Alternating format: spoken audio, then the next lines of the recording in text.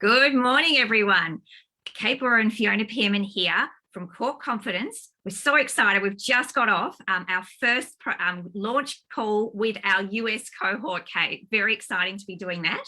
And today we wanted to share with you this whole idea about the confidence compounding gap that happens.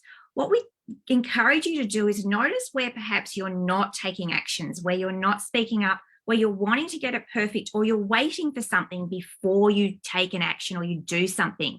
And just to become aware of what that is, and then to start to appreciate and understand the potential cost of this.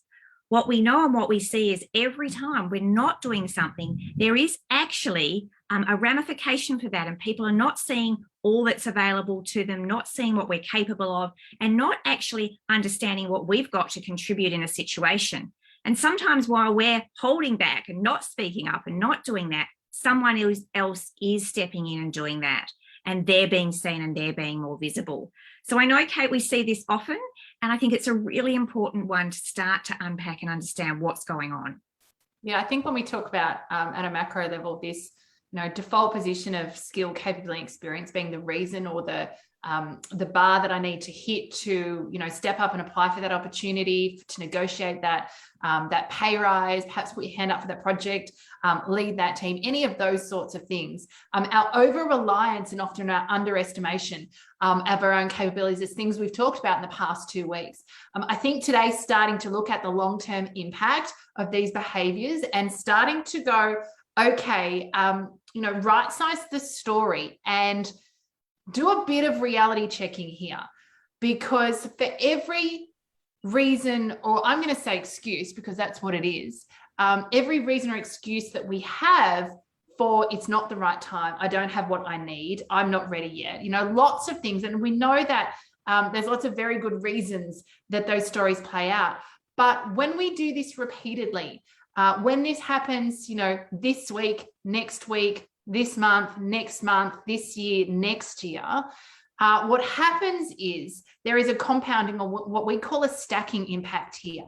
And so all of a sudden, the action I didn't take this year or the action I didn't take next year means that possibilities that may have been available to me, even if I'd only, been half ready or 70% ready, the possibilities that might be available to me because I had leaned in, because I had access to new experiences, developed new skills and relationships.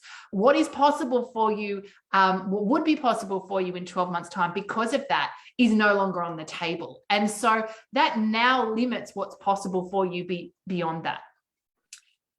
Exactly this, the more we start to understand the cumulative effect, the compounding that happens over time, the more we get conscious of what's going on, the more we can start to think about, well, what could I do differently? Because the truth is that it's never going to be a perfect time to do something. There's never going to be a time when you wake up and you go, right, I've got this and I'm going to change everything now. It's the little things I'm prepared to do today and the actions I'm prepared to take right now and the way in which I engage. And exactly that, the more that I've then got going on for me, the more connections I've got, the more things I've got, that means that I'm going to be prepared and ready to take the bigger opportunities as they arrive, rather than having held back and still feeling as though I just can't do it and I'm not going to make the effort. I'm not going to take that chance in this situation.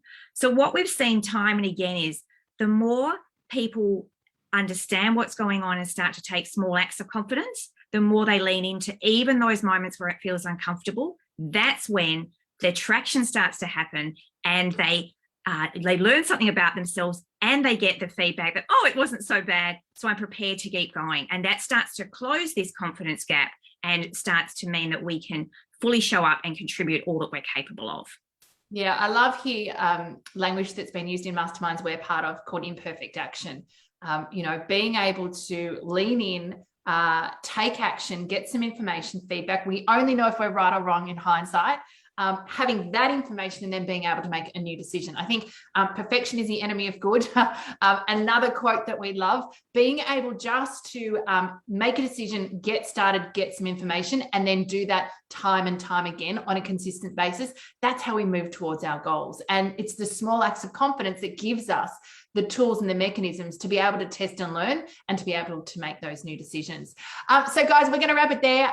If you've enjoyed today's confidence conversation, please like us on Facebook, then you'll know when we go live. Of course, there's lots of great stuff over there, lots of videos to check out as well. If any of our conversations that we've shared today or any of our other conversations resonates with you and or you know someone who could benefit from those, please, we'd love for you to share and activate our work with people within your network. Our community is very much all part of us contributing to the movement around empowering women around the world. And of course, if you'd like to go deeper with your relationship with core confidence, please visit our website, coreconfidence.com.au.